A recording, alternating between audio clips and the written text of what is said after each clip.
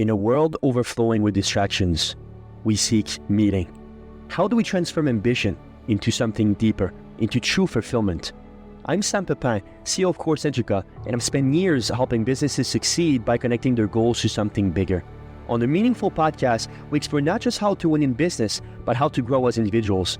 Through conversation with thought leaders, innovators, and everyday heroes, we uncover the stories that drive us towards something greater. Whether you're striving for success, seeking purpose, or just looking for the next steps in your journey, this podcast is your guide to navigating the intersection of ambition, growth, and meaning. So please join me and our incredible guests as we redefine what's possible in both business and life. Enjoy.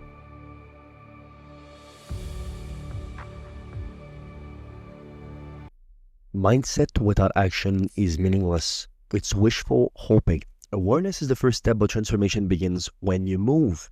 Welcome to the Meaningful Podcast. I'm your host, Sam Pepin. Today we're exploring how to reprogram the subconscious mind, why leadership begins with understanding human nature, and what it takes to build trust and transformations across cultures and generations. Amanda Van Der Heiden is a founder of Global Talent Development Solutions, where she leads learning, leaderships, and culture transformations for organizations in over 15 countries and 12 industries. With a master's in industrial organizational psychology and 2 decades of global leadership experience, Amanda's work bridges science and spirits, helping people and organizations unlock their potential through mindset, habits, and systems that last. She's an executive coach, author, and international consultant known for her frameworks in subconscious reprogramming and female leadership alchemy. Her approach blends neuroscience, psychology, and soul, reminding us that true change begins within before it ever reaches the boardroom. If you enjoyed this discussion, please let it well know with a like, a small review, or even a quick share. It supports how more people find meaningful content just like this. Let's begin. Miss Amanda Van Der Heiden, welcome on the Meaningful Podcast. How are you doing? Great. Thank you so much for having me. It's great to have you here. And I think we're going to have a very interesting and hopefully very captivating conversation. But to kick us off, please tell us more about Global Talent Development Solutions. Yeah, so we specialize in global, large-scale clients of learning and development initiatives, whether it's culture transformation, soft skills training, leadership training, whatever it is, we deal with. I've worked with 40 clients in 15 countries across 12 industries. And so I love taking that extensive background and boiling it down for all of you to get the best tips and takeaways that you can get from that large population of being able to leverage. Right. That's very interesting. So take me back to the very beginning of all of this. Obviously, we see those beautiful diplomas behind you. So you're quite an academically accomplished person. Were you always basically this fascinated with your current field? Tell us more about how you got into all of that. Yeah, it's actually really funny. So I've always actually gone backwards, if you can believe that. I'm a jump headfirst into the water person. And so it's funny because I actually started in undergrad in my university days. I started in early childhood development and early childhood education. And while I have so much respect for teachers, I'm an overachiever. So the state that I went to school in the US, you only have to be 18 years old to be a substitute teacher, which is crazy.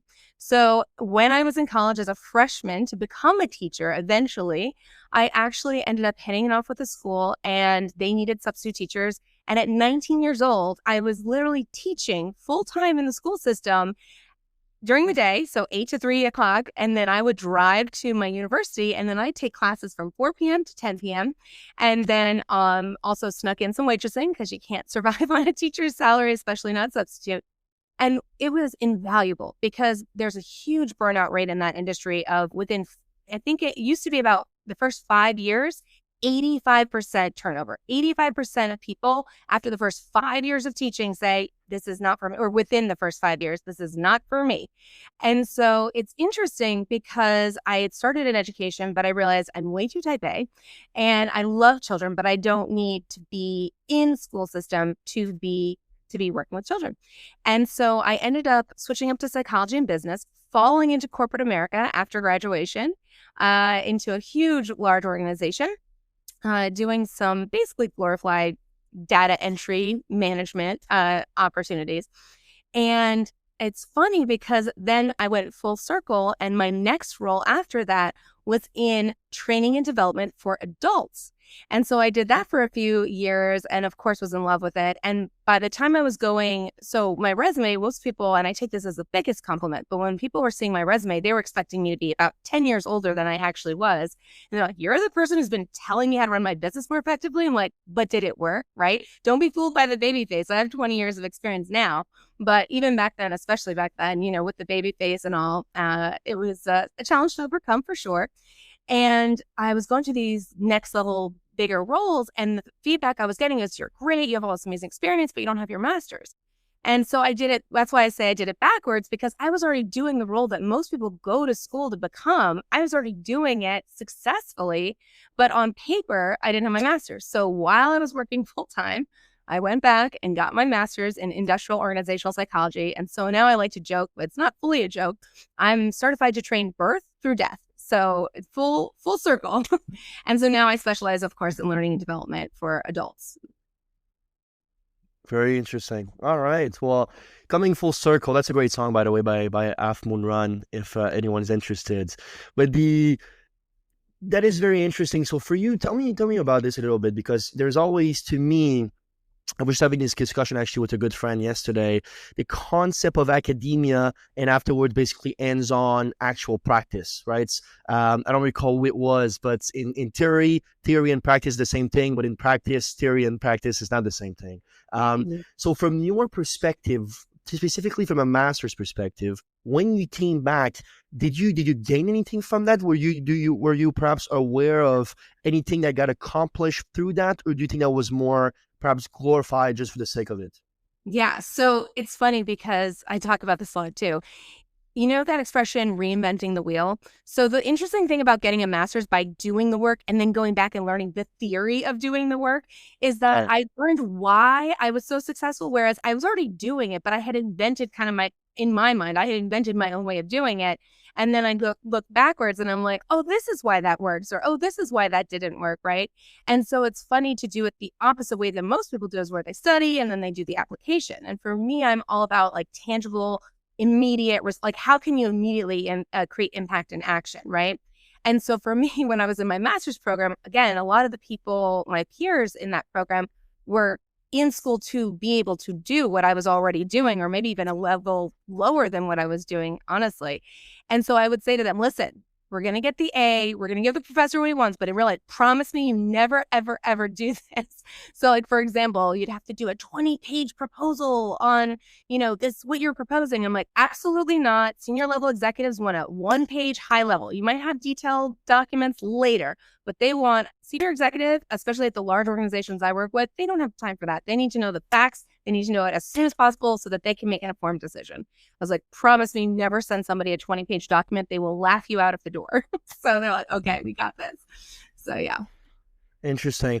You mentioned about you working in 15 countries. We're at 10 right now. Just got a new client from Switzerland this week, which is interesting, and it's definitely different to sell and to not only sell the concept which you have, but to work with people that are from different cultures, different ethnicity backgrounds, and so on. How well do you navigate all of that? You seem to be quite flexible in that in that regards. But I suppose, what are your best tips for people that have an international business or want to have an international business to feel more ready, perhaps to take upon such a responsibility?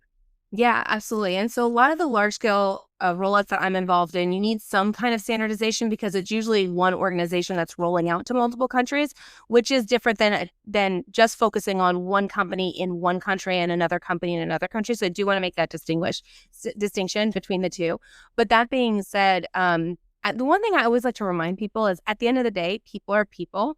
And so many times, every single person I talk to, oh, I'm different. Oh, my company is a little different. And I laugh because, again, I have 2 degrees in psychology. So I can tell you that, it's funny because everyone thinks they're so different and their problems are so unique. But so much of what we face as a human being and as organizations are so transferable or so kind of aligned under certain buckets, right? And so I would say that some best advice would be, first of all, make sure you are aware of cultural differences, even if it's the same country, the same company. Different countries obviously are going to approach things different way. And I have lots of fun stories I can talk about where somebody didn't adapt properly to one country versus another, or one culture versus another. And there was like drastic consequences to that. But know your culture, but at the end of the day, people are people. Let them tell you how they best operate or how they want to work. And I always, this is a very common expression as well, but it's a common expression for a reason. We have 2 ears and 1 mouth. Double listening always works well. At the end of the day, one of the biggest takeaways that I talk about all the time, regardless of what the issue is, it usually boils down to some form of communication. If you have to be able to communicate with people, and that's even within the same company, in the same country, in the same state even. Let's say we're both speaking English, right? And so we're speaking in English, but even the words that we use or the abbreviations or the acronyms or whatever, it's going to get lost in translation because you might have a certain meaning or association with a word. We might be using the same word to mean drastically different things, or we're using 2 different words to mean the same thing. So we might feel like we're on different pages, but actually we're saying the same thing just in a different way. So at the end of the day, it really boils down to really seeking to understand, doing that listening piece, making sure to meet people where they are and make sure that your communication is coming across properly. Yeah, seeking to be understood before being understood. I think it's it is so underrated, and especially these days, we live where we have a new generation of managers and leaders, obviously that was raised in, especially in North America, in the Western culture, to be a little bit more self-centered, perhaps, through use of technologies and individualistic, perhaps, tendencies from a societal perspective. I see it very often, actually, people coming to me and saying the very similar thing that what you just said. No, but Sam, we're very, very different. Always. We're working on as basically problems in which nobody else has ever basically faced. All right, look, I don't want to be that guy, but is it possible? Maybe, and maybe it is very so disruptive that you're facing new problems. But to be honest, we've been writing about similar problems for 2,000, even more than 2,000 years. So I would expect that there's some bits of wisdom that we can apply, basically throughout the whole process. Now, one thing that I've really sort of got a reminder of as we were onboarding basically these new clients from Switzerland actually this week is the sales cycle. I'm Canadian, but most of my clients actually in North America are in the US, because to me, and I've sold all over the world, there are no easier customer to get than from the US. Americans perhaps are very prone to the knowledge that innovation, doubling down, perhaps taking risk and so on is rewarding, and therefore they do so much faster than Europeans, much faster than people in Quebec. I'll dare to tell you that much. And it's very interesting because now with this Swiss that we had, basically, we have reminders on contracts to be signed, obviously, and and we have a different sequence when we're talking to a European company and a US company. In US companies, the frequency of reminders are a little bit higher because we want to be top of mind, and they typically actually appreciate that because they want to move forward, and sometimes they just lost a document in their inbox, something like that. But with Europeans, I got some backlash basically in the past saying, "Hey Sam, I received this reminder every 48 hours. It's a little bit, it seemed a little bit basically too much." So perhaps there's this real world impact of dealing with different sort of expectations, I suppose, from a business perspective. For you as a chief learning consulting, let me ask you this from perhaps a worldwide perspective.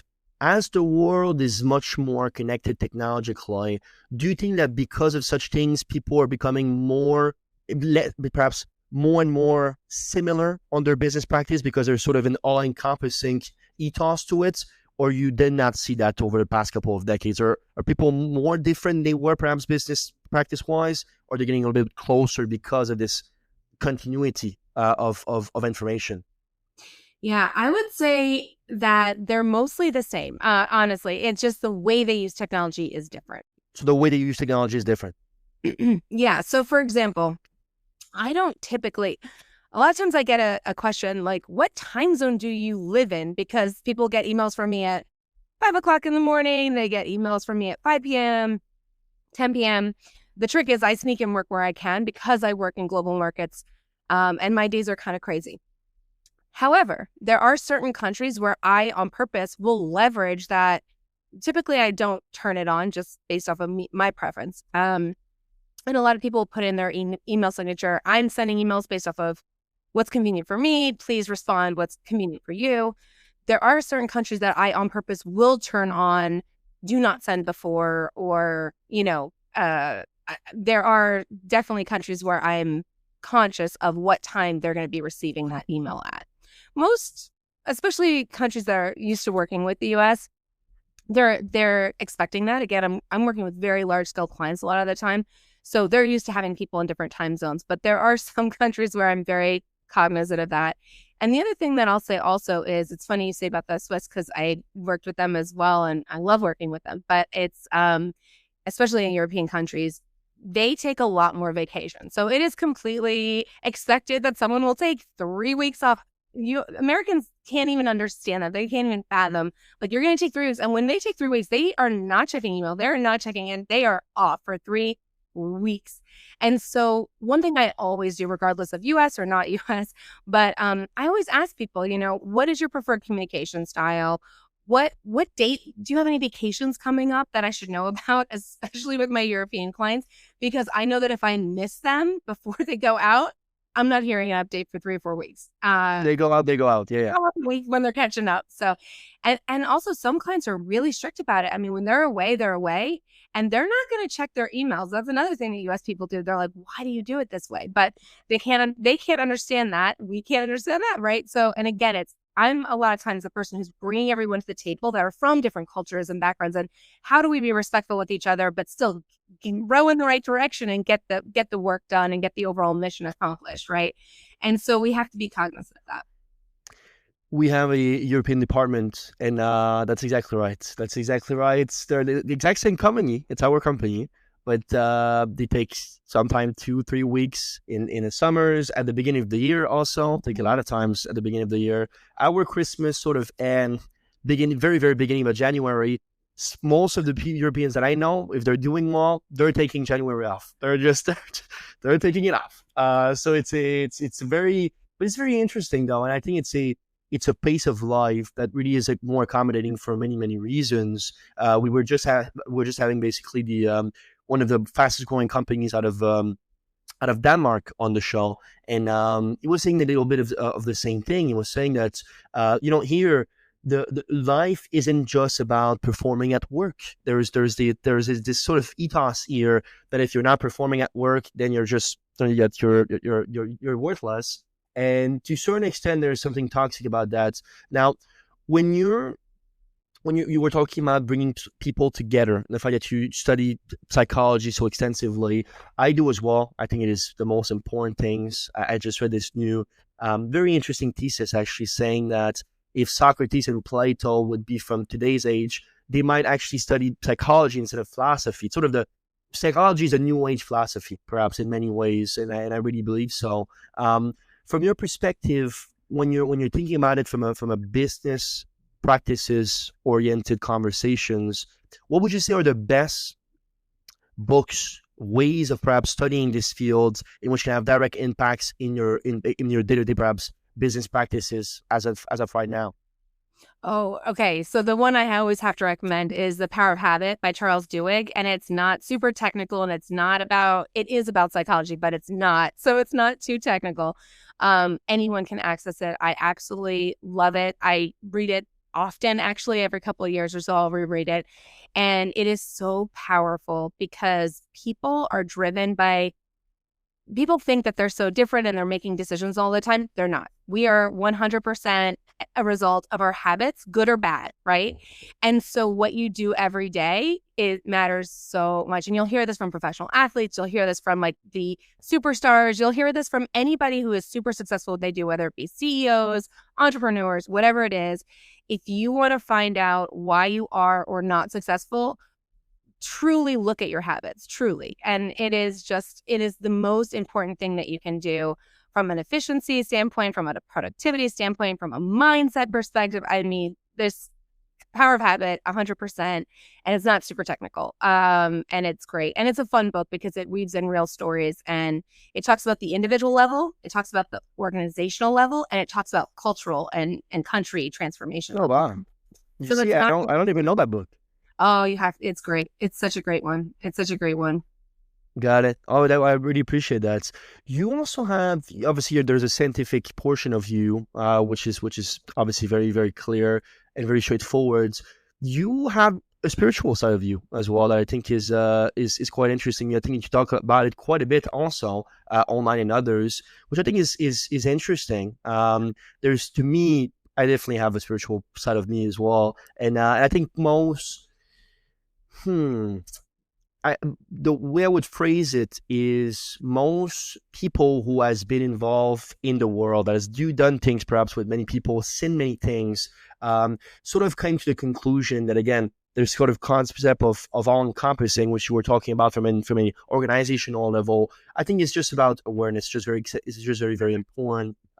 You sort of, I suppose, combine sort of these different passions into very hybrid models, I suppose is the way I would describe it. From your perspective, and even hypnotherapy, which is something that you talk at great length, and it's sort of part of who you became also as a person, as a full-fledged practitioner. How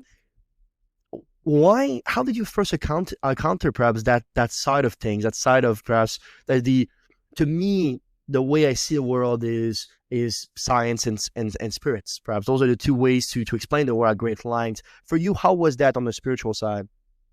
Yeah. So again, I'm a people person. I love people. I love seeing what makes them tick. And again, I've been fortunate enough in my life to be able to work with people from all over the world and to visit other places. And I think that while a lot of people hear the word spiritual and they think more like organized religion, which is not kind of where my head goes. It truly is that what connects us. There has like the bigger picture, right? The bigger. And when you go to all these places that I've been that are like these tiny towns no one has ever heard of, and like in multiple countries, it's funny because you see drastic different ways of life and definitely culture shock, right? When you enter them. But at the end of the day, once you spend some time, you can see that fundamentally people are people. I know we said that earlier, but it really is true. Like when you see, how people approach work, it looks so different on the outside. Like if you go to a different culture, a new culture, and you're like, what do you mean in Spain everybody takes a siesta for 2 hours and all businesses close down? Like what? Like that seems so different. But at the end of the day, it's not really. I mean, in America, we talk about constant work-life balance, which is a total not a real thing. And we'll maybe talk about that a little bit later, why that's a real Sure. thing. But it's the same thing. It's how do you as a human being balance work, family, health, all of it, right? Like all of it kind of combines into what you perceive as your life. And so for me, that's really what it is at the end of the day, being able to be exposed to so many different places and people. It's hard to look at that at the macro level, at the bigger level, and take a step back and not think that there is connection there, and just crazy coincidences that happen. You travel across the world. There's actually a statistic on this. You can travel halfway across the world and somehow bump into your neighbor. Like what? And that's actually, there's a thing about that. And I think that's so wild with how big this world is. And especially for me, I mean, this is a little bit of a fun fact, but so this is my birthmark. So for those of you listening, I have a white streak in my hair. That's actually my birthmark. It runs on my dad's side of the family. People always think I diet. I don't. And so people are constantly coming up to me and talking to me about it. It's always a conversation starter. But that being said, it's funny because people, regardless of country or language, they always comment basically one of three things. And so you kind of learn that people are there's molds. There's molds. Right. And every once in a while I get someone who says something totally unique. And I'm like, wow, your brain is different. You're interesting, because most people say one of three things. And so you can't have all those experiences and random conversations and not feel a sense of like connectedness and realizing that there's, a bigger picture. Carl Jung, I think, when you're talking about the subconscious, when you're talking about perhaps what makes you actually do what you're doing, I think I had the most brilliant quote on it, which is, as long as you don't make the unconscious conscious, you will be propulsed by it, and you'll call it fate, which is was, especially at the time that he said that, very controversial, and which he was a very controversial man, a beautiful man though, in my opinion. And that's exactly right. There's so many so many things perhaps that are bigger than self in this case, and one of them is those little perhaps wirings, little pathways that really makes us who we are. But sometimes, regardless of if we think and they really make us who we are, which is very interesting from a perspective.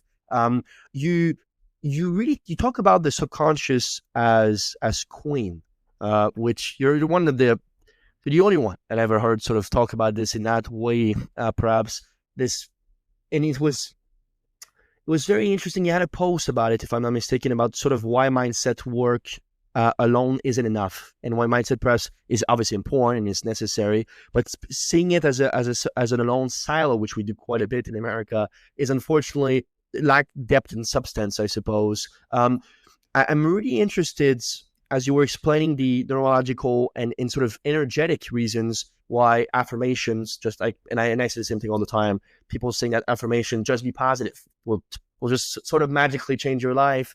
Unfortunately, the research are against you. Let me just put it this way. And so from that perspective, I'm very interested to sort of understand if you can walk us through why subconscious reprogramming, which you're great at, known for, creates longer lasting transformation than just trying to do these quick fixes every few weekends, perhaps. Yeah, you have to have awareness. So mindset is absolutely critical. I will say mindset is absolutely critical.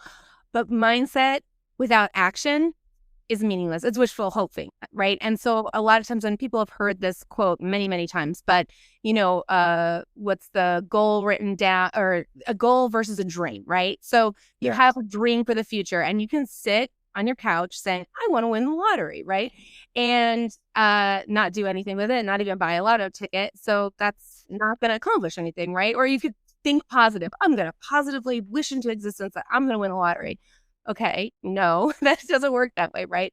And so being conscious and being aware and looking at your patterns and looking at your routines is critical to be able to make adjustments. I'm all about continuous improvement, continuous learning. As you can see from the other degrees, always be learning. I walk my talk in that, but you have to address your mindset. It's critical. It is your filter through everything that you look at. But without action, you're not going to accomplish anything. So you might make your life a little bit better if you notice that you're maybe have a negative tendency, or you're looking at a situation in a certain way. But it's that really putting it together comes into play when you actually put action behind it. And there's another great quote, right, that says, accomplishment is where luck and hard work meet, right? To make that a win, right? And so I'm a strong believer in mindset is absolutely critical. It is probably one of the first steps, and consciousness, but then you have to do something with it, and you have to back it with action. Otherwise, you're going to backslide. And that's human nature as well. We're talking a lot about human nature today, but that's human nature as well. As you can read a great book or go to a great seminar and can't do a one and done, right? Because you have this, it pops up. You're like, okay, how many of you have gone to a training or a conference and like, I'm so pumped, I'm so ready to do this. And then life gets in the way. And then guess what happens, right? It's the same thing as like January 1st, I'm going to lose weight. I'm going to go to the gym every day. And before even February hits, you're off of it. So again, it goes back to the habits, it goes back to the action, it goes back to what you're consciously doing. And one thing I talk a lot about is lifestyle design, right? Being really intentional about how you're setting yourself up for success. And so that comes in a lot of different ways. But again, the key thing here is being intentional. It's mindset plus action, and really focusing on what are your results telling you, and how can you tweak it to be even better tomorrow than you were today?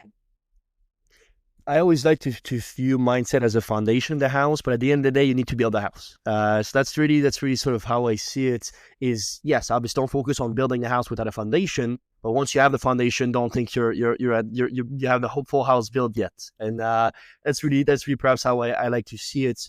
You have a very interesting, actually, that's the first thing that I've noticed about you, was you have a healing framework, right? And you talk about these sort of the alchemy, my alchemy soul, perhaps to give the trademark of it. And you had this very interesting thing where because I'm a big fan of Newton, Newton was studying alchemy, for your whole life. And I mean, it was incredible to see him perhaps in action. So it was sort of an obsession for him, I suppose. But you talk about it not being magic, but being perhaps devotions, repetitions, trust in the invisible. That's the a direct quote from you, I suppose. When you're thinking about it, though, I'm really interested because your definition of what it means for you, I think, is very straightforward. I think it's very interesting. I think it's on par with who you are. But if you could tell me an example, or how does it practically show up in your client work, what would that look like from a tangible perspective? So which aspect of it? Because there's a few ways that it plays in. Okay. Well, tell me more about what it means to you then first, and afterwards go into it from a perhaps different perspective. Yeah. So a lot of what we talk about in the framework, it's at the individual level, but again, it's also at that organizational level. So there's this kind of uncommon way of looking at companies now where a company isn't really anything if you think about it. It's just a collection of people.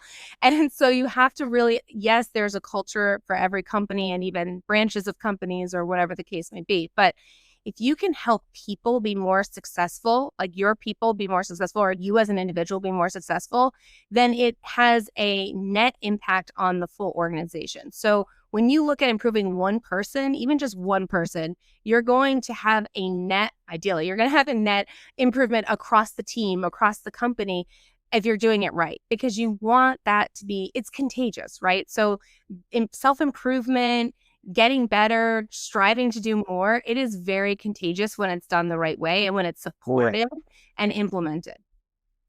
Very interesting. Yeah, I think it was Donald Ebe that says that neurons that fires together wires together, and that's exactly right. And it's very interesting because I recall a very interesting practice that occurred. I don't know exactly where it was, but it was a man perhaps that was overweight, and he was placed basically in a training camp for 2 weeks with people that have exceptional disciplines. And what he was saying in himself is not only obviously making it much easier for him to get started, as he has this sort of momentum around him, but what happened also is that the likelihood of him, and he tested that from a scientific perspective, the likelihood of him staying with such things because it marked him so much, because of those neurons that now perhaps bond together, was much, much, much more likely. And I think that's where, when you come back to your New Eve resolution, see, if nothing in your environment change and you just think that you're going to be able to solely on your own perhaps build a brand new habits that is completely out of who you really are, just out of the blue, that is exceptionally difficult and very, very rare perhaps that such thing will be successful. And I'm sure that you will agree with me from a psychological perspective. Jim Rohn, again, coming back to one of my favorites, if you want to have more than what you have, you will need to become more than who you are. And who you are is much more than just than this specific things. But at the end of the day, that specific thing can be perhaps a first step within this sort of journey of changing yourself altogether. To you, I've never asked this question before, but I'm interested in your perspective because I think about it very often.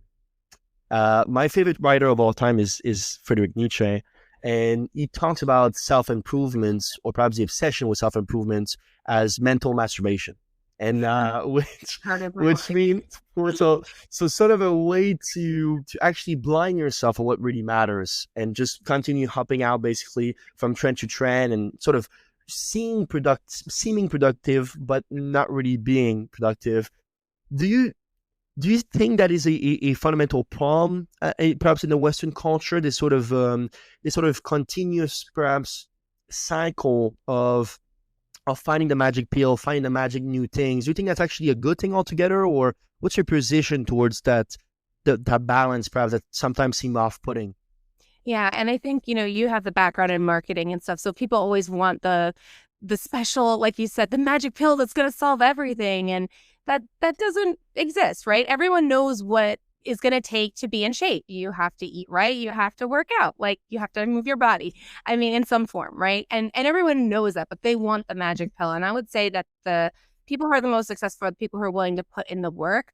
But going back to something you said a little earlier too is, we call that an accountability partner. So the guy who went to the special camp for 2 weeks and then he came back to his own environment with his own people and with his own home and with his own everything. If he doesn't change something in that environment, then he's not going to be able to change. He's going to slip into old patterns. And that's how neuroscience has taught us, like, that pathways in the brain, right? So, why does people ask this all the time, like, why I haven't done this bad habit in 10 years? Why all of a sudden am I falling back into an old pattern? And again, it's that awareness, it's that focus, and that's bringing that mindset back to, okay, what are we doing here? But again, it's having the accountability partner is a huge help. Changing your environment. It doesn't mean you're going to change houses or anything like that, but even small things, like, you can set yourself up for success. Like, for example, if your desk is very cluttered, if you have a lot of stuff, one of my favorite things actually comes from my grandmother on this one. She says, if your mind is a mess, clean your room. And I always thought that was silly as a child, but it's actually based in science that people get distracted. And especially, they talk about this with every generation, but especially we're hearing a lot of this from the Gen Z generation that's grown up with technology, is that they can't focus, they have short attention spans. And so it's something as simple as clearing your space so that you can clear your brain and focus. I mean, there's all these little tips and tricks that you think that can't really help, but you'd be shocked at how impactful it is. Having someone to check in on you as an accountability partner, or that's caring about where you're going, or if your desk is clean, how is that going to make me so successful? But all these little things add up, and we've seen it time and time again. And so it's really interesting as you learn about the most successful people, even back in the day. So I love how you brought Nietzsche, but those people were very much focused on what were their routines, aka habits, right?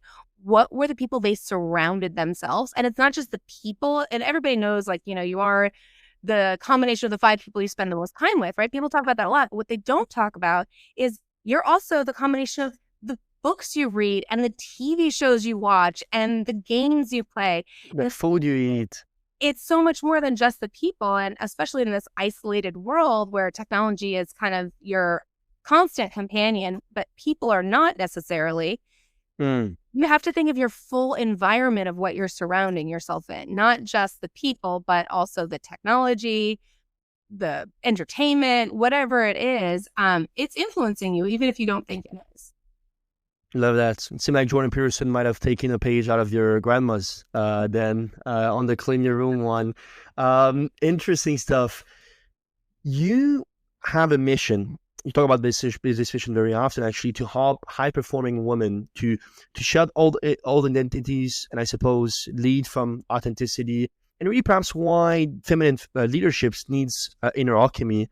And it's very interesting. We have women in executive roles. I work with plenty of women also, and they're business owners and or decision makers of some of the organizations that we work with. And to me, it's very interesting because we've been seeing sort of this shift where, again, obviously, women are taking more and more place in the workplace and so on, which actually all things consider I think is a good thing.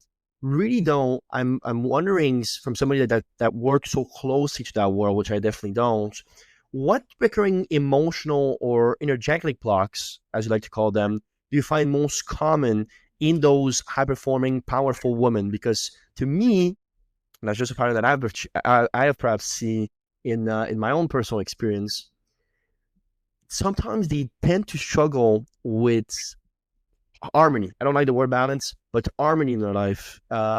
Sometimes they are, I don't know exactly, I don't want to use too much of my what your response might be, but to me, I just find it to be very interesting to take a look at that more specifically and most perhaps closely, because I think that's something that will just continue perhaps upon occurring from a societal perspective. So what's your take on those recurring perhaps emotional blocks?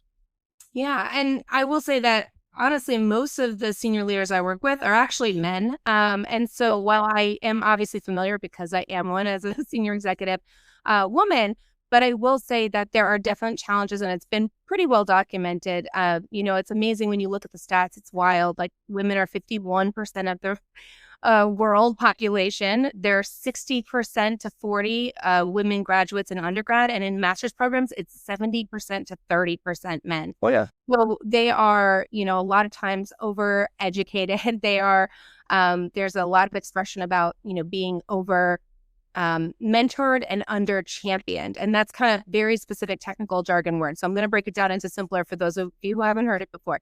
But basically, a lot of times you're finding a lot of women end up in middle management and they're not getting to that next level of the senior executive. And I mean, me alone, I'm usually the only woman in the room. I'm usually at least a few decades younger than the senior leaders making decisions. I'm very comfortable in that world, but a lot of people aren't. And again, Right. we talked about culture before. We talked about, there is a mindset shift, and there is, self-limiting beliefs that come with how you're raised. It's really interesting. Historically, there's been a lot of data that says that men are just naturally more spatially advanced than women. Like, think about like that old adage, like men are better at driving cars or able to figure out spatially, or engineers, right? Engineers are heavily dominated male industry, right?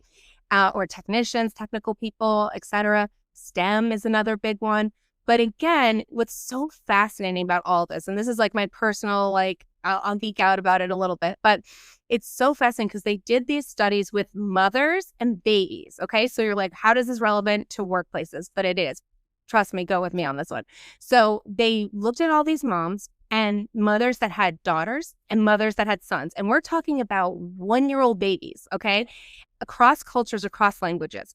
And what they found, which is fascinating, is mothers who have girls female babies tend to keep them closer physically to their body. Mm-hmm. And usually when they're holding them, they face them inward to themselves. They're holding them this way. For male babies, the same age, same culture, same women, etc., they allow their boy babies to expand the search to go a little bit further away, because again, that kind of perceived notion of, oh, it's a boy, so they let them go faster. They also, when they're holding them, tend to hold them out to the world instead of into the world. And what they found was, again, these are 1-year-old babies, and this is not the mother consciously doing it. So when they were interviewed afterwards, like, why do you do this? And who taught you how to hold your baby? And kind of seemingly harmless questions. But it is a culture thing where historically, female babies are kept closer, they're kept inward, whereas male babies are allowed to explore more and kept outward. And so it's not that men are scientifically better at spatial awareness, it's that they've literally been able, since they were 1 year old, to explore more, to fall down more, to look outward more from the very beginning. And it's wild. It's completely wild when you look at that. And then think about compound interest. So think about, this started as a 1-year-old, and then it goes and goes and goes. In girls, in school, girls are told that they're better at concentrating and sitting in their seats, and boys are more likely to be the ones causing a scene in class and doing all these things. And again, it is so ingrained, and I am thinking from a U.S. perspective for our international audiences, but you do see that in other countries as well, and some countries are much more strict about it, right, than others. And it has a lifetime impact as you go year over year of what good looks like for a girl versus a boy in childhood. And that has implications. So for me, I have never shied away from, taking a seat at the table. But so many women executives are told, speak up and sit at the table. I haven't needed that. I have the opposite problem. They're like, all right, Amanda, we've heard enough from you. Let's hear from someone else now. But that being said, again, it's our childhoods influence us in all different ways. But when you look at the macro level of like how many people this impacts, just the way that people are promoted, the way people, there's another great one that's amazing. And I also do not follow the norm on this one either. But there's a study that did a percentage of when a woman applies to a job, so a senior level executive or an entry level role, whatever it is.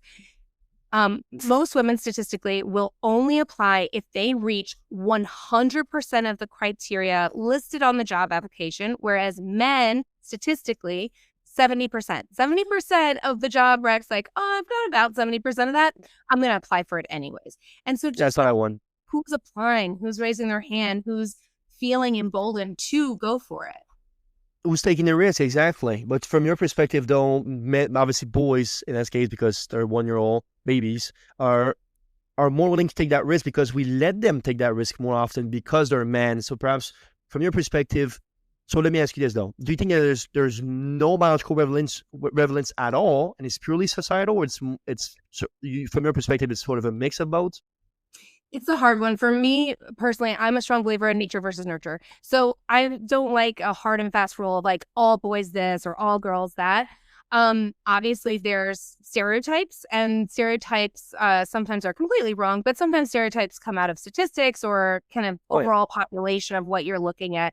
And so for me, the only certain thing that I'm 100% confident about, it truly is that nurture nature argument. It's pointless because it's both. It matters. Nurture and nature combine to create who you are and your environment. But what I also love and I also emphasize is, but it can be changed too. So even though you might have been in one environment, if you have the will and you put the action behind the goal, behind the dream, you can change. You can make a difference in your life, in other people's lives.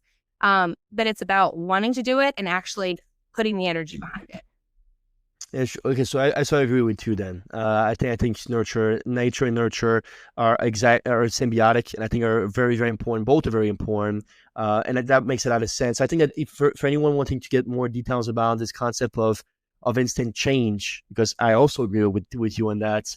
I'm not a Freudian basically in that sense. Freud is very big on the fact that the 0 to 7 basically will impact your whole life and so on. And look, there's some truth to that, for sure. Your environments when you were growing up does shape perhaps the early version of yourself.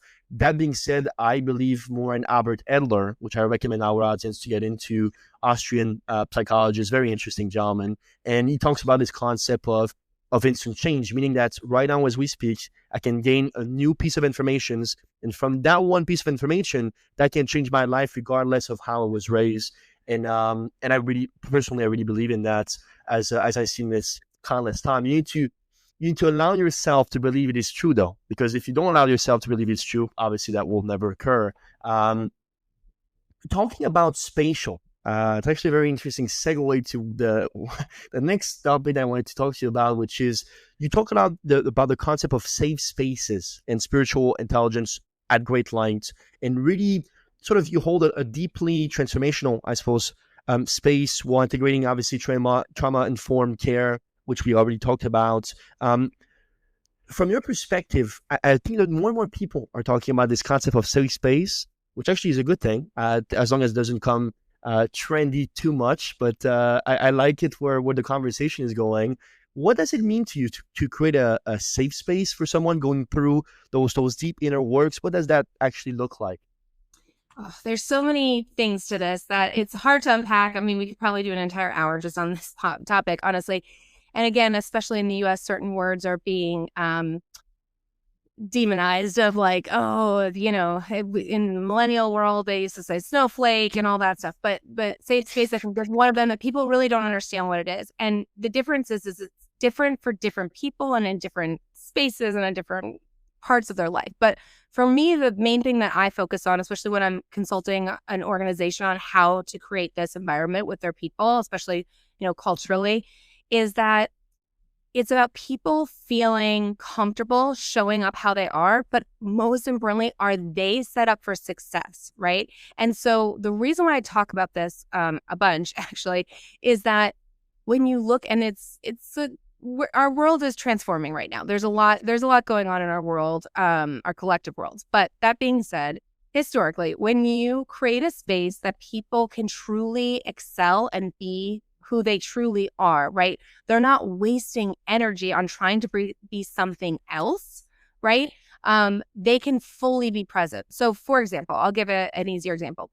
If somebody is going through a really hard time in their personal life, okay, whether that is a life change, a death, a birth, whatever is going on, people have lives. We talked earlier, right? People have lives outside of work.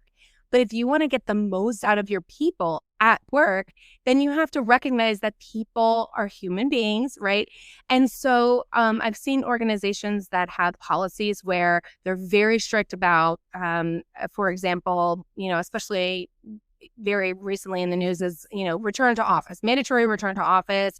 And these are the hours and there's no exceptions and all that stuff.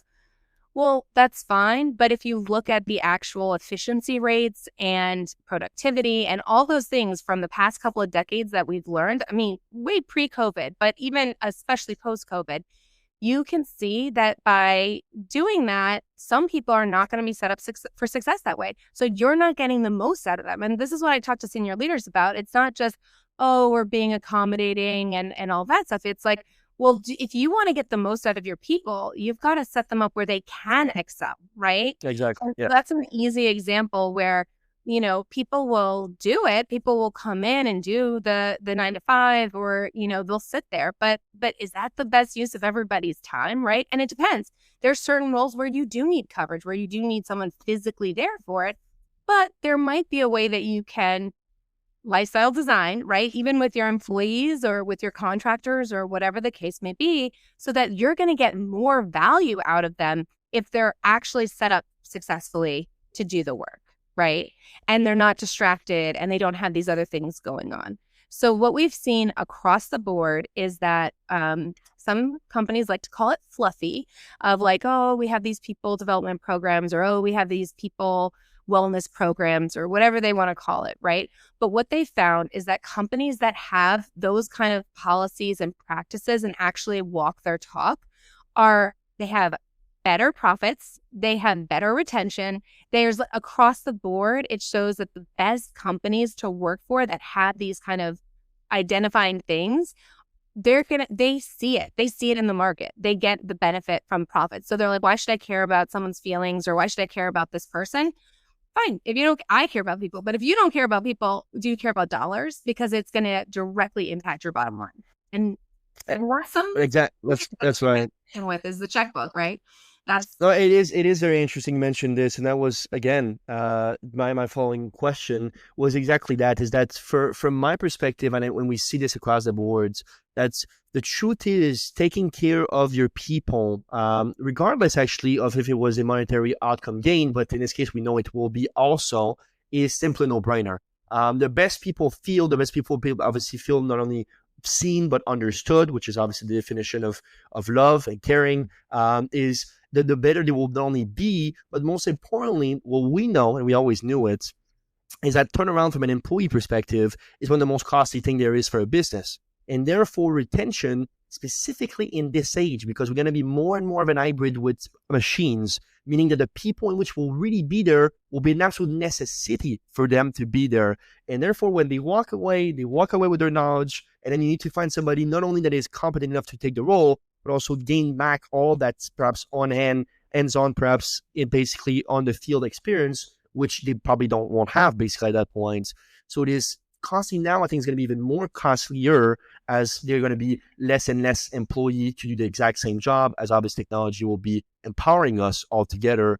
Do you agree with that, by the way? Is that your take also? The expression we use is tacit knowledge. So it's that, and you have this too with, when you look at succession planning. So right now we have 5 generations in the workforce, 5 different generations. So I've also talked a lot about the different generations and how to manage and lead and set them up for success, right? Because there are differences, but then there's some things that pull through regardless.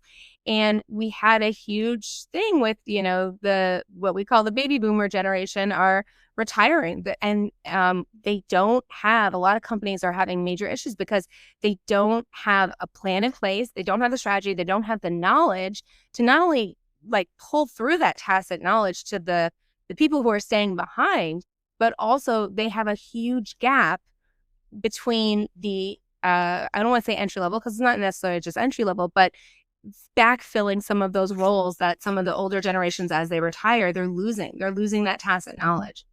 Right.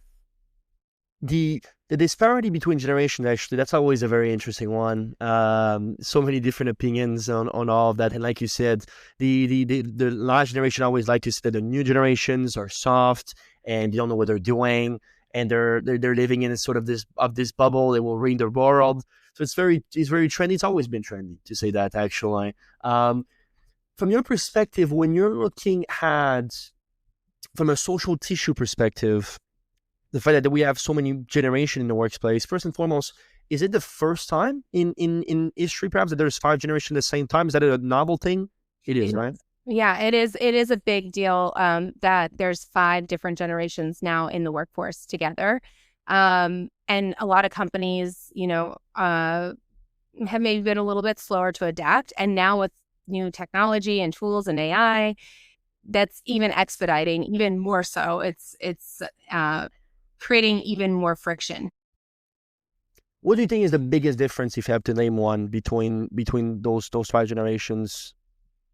Communication styles. So again, it's how they're raised. We're talking about again a little bit, but we're also talking about in the workplace, like what their norms are. And again, stereotyping is not good, right? There are people who are in older generations who are very advanced with technology and are adaptable and love the new toy, whatever it is. And then there's younger generations that are more resistant to change, right? And who maybe haven't gone through change before and don't know how to approach it. But at the end of the day, it's usually communication styles. And what gets in the way more times than not is really stereotypes of what the other generation is expecting or doing. I am kind of on the cusp of 2 generations. So for me, it's funny. I'm seeing all this stuff coming out about Gen Z, and I'm kind of rolling my eyes because I'm technically an elder millennial or, whatever they call us these days. But it's they said the same thing about millennials when I was entering the workforce. It was millennials are lazy. They don't want to do the work. They don't want to do all these things. Meanwhile, if you look at the statistics of it, most people in older generations, they had one job at one company for the majority of their life. Millennials were working 2 or 3 jobs to just pay bills, right? And so again, it's that I cringe when I hear people say like, oh, the new generation, they don't know how to do anything and they don't know how to, they're not focused and all that stuff. I mean, they said the same thing about millennials and now they're saying the same thing about Gen Z. And I'm seeing all these articles pop up of Gen Zers are getting fired within months of their job. And to me, what that sounds like is actually an organizational issue of you're not setting them up for success. You have to meet them where they are and then help bring them along. And also Gen Z, a lot of them, not all, but a lot of them, this is their first job or maybe second job outside of school. And they were raised in a different world. You have to acknowledge people's differences and then make sure they're set up for success. And The over silence, that's really what it is. the silence of silent quitting.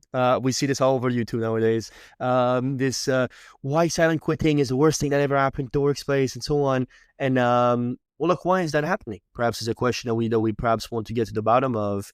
And so I think it's interesting though. I think I love your answer on this, the communication style. We had a communication expert from Germany giving us a masterclass on that in earlier episodes, and really it really came down to this. He said, Sam, sometimes I'm talking with my son and they're texting, right? They're texting, they only do abbreviation. And some other folks my age say, well, that's obviously that's a bad thing. They don't know how to write in English anymore, so on and so forth. He said, sure, but there's a place and a time for all things. If in this precise moment, I can, in 3 letters, give you the exact same context you need to understand the sentence, then everybody wants. We got to the bottom line of whatever we want to get to in a faster, more effective fashion. So there's a place and time for all things. And instead of perhaps bashing this sort of new way of doing it, because it's very trendy to do so, because it's always been the case for older generations, to protect themselves, let's be very honest, that's just the way human nature is. When you want to take a look at it this way, it's more about what is currently necessary in this specific situations for us to be able to get on the same page. And whenever that gets us there, phenomenal. Let's keep upon doing such things. If it doesn't work, obviously let's adjust. And that's also very important. And you want to have such flexibility, I believe, when you're dealing with any people, any sort of relationship altogether. We talked about the same thing, right? Seek to understand first, like understanding. I had this with a client a few years back where, again, that target was millennials, but they're like, oh, they're always on their laptop and but they were actually taking notes. And it's again about communicating and setting clear expectations. So while the client thought that somebody was checked out of a meeting and they were answering emails, they were actually taking notes on the meeting that they were in. And again, it's kind of an outdated reference now with a lot of people are using AI tools, right, to take their notes for them. And that's a whole other story, which again, could spend an hour on. But that being said, again, it's seeking to understand, understanding what expectations on both sides, but making sure they're clearly communicating on both sides, right? Very nice. We told you, obviously, you're someone who holds a lot of space for others. But I want to talk to you, actually. I want to sort of finish on this somewhat. When you're thinking about, you share a lot of ways to protect your energy, to avoid burnouts, which you talked a little bit about, to maintain a sacred relationship with your own nervous systems. Amanda, what do you do for your own well-being? Tell us about, in 2025, what's the golden recipe that you use to do all these things effectively? Yeah. So it's funny you say this because actually, if you're looking right now, there's a book on my desk. I actually wrote a book, a whole system of what I've done, because people have asked me time and time, like, how do you do what you do? Like, how do you accomplish all these things? And so I've created all these processes and things to make me the most effective I personally can be. And I've actually been sharing it out to people of, here's what I did to design and be productive and be effective and be efficient and all those fun things. And I'm taking it from all different types of places, from psychology, motivation, habit research, neuroscience, all the fun stuff. So at the end of the day, I usually talk about, I actually call it, it's a little soft language, especially for the type of clients I work with, but it's really like a self-care list. It's really what I call it, is a self-care list, the GTDS self-care list. And you and I have a lot in common, but we're also very different, right? So what's going to fuel me and energize me is going to be different than what fuels and energizes you. So I would Sure. say at the baseline, the basic things are the three things we talked actually about a little bit earlier. Is I track everything, and I'm constantly trying to look for ways to improve, but having a system of really understanding what your values are, what's going to set you personally up for success, and then tracking against that. So I also have been an athlete my whole life. I love, pushing forward. And so I actually have a 10. For me, it's 10. We usually start people off with 3 or 5 because 10 is a lot for most people, but I'm an overachiever. So for me, I track the 10 buckets that I know I want to do something every day to ensure I'm checking the box, and I grade myself, right? I check, it's very easy, but I check myself off on those 10 items. And Okay. that way I know that I'm fulfilling like where I want to put my energy in life, right? And so we usually recommend to people that you have at least one that's health related, right? Of course, like we talked about earlier, is like, how are you taking care of yourself? Especially for senior level executives, you're constantly being run down and pulled in a million different directions. So health is always an important one. Family is always an important one. For me, social is always an important one. And then there's a lot of things, and I know we're not here yet, but I do have a giveaway that kind of gets you started, at least thinking about it. So Very nice. And is that system accessible to people perhaps in the audience? yep, it's available, and I'll give you the link where you can go. And again, I'm always willing to help. So even if you have questions, always reach out. I'm always happy to give guidance and do anything I can to help support people on their journey. Yeah, very nice. All right, cool. So I always end the podcast with the future. We begin with the past, we end with the future. That's how it goes here. So from your perspective, obviously, as you're building upon this expansion, also as not only as a human being, but as also perhaps a capitalistic endeavor of getting into businesses. I'm really interested to, obviously, as you reflect on sort of these bigger missions to rise perhaps of spiritual science, and how perhaps you hope to influence the next wave of leaders in these fashions. Where do you see first and foremost the industry going in the next 10 years? Because God knows this is going to be a wide open answer. But where do you see your place within it, if you had to put it into your own words? Yeah, so there's 2 gigantic questions in that question. So the first is kind of, where do I see it going? And also you said, where do I see my place in it? And I will start Please. with mine. My place is definitely, I've always considered myself, I always joke, a rose by any other name, but basically whether you call it a cheerleader, an energizer, beacon, whatever you want to call it, but it's reminding people to put people first, right? So especially in a technology driven world. And 10 years, I mean, that's impossible to fathom. If you look backwards 10 years, you can't even imagine the tools, especially with AI and everything coming out now. Month over month, you're seeing unbelievable strides.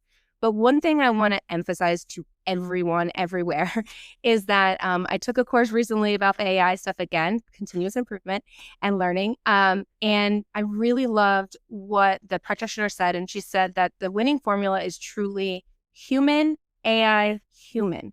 So it's AI is not going to replace people. AI cannot do what people do, but it can make people more effective. It can make people better. So when you use it as an enhancer, as making your people even better, that's wonderful. That is the winning combination. If you're looking like, oh, AI is going to replace 20% of my people, I would challenge people on that and say, why? If it should be replacing repetitive tasks, but that frees up your people to do more impactful things, right?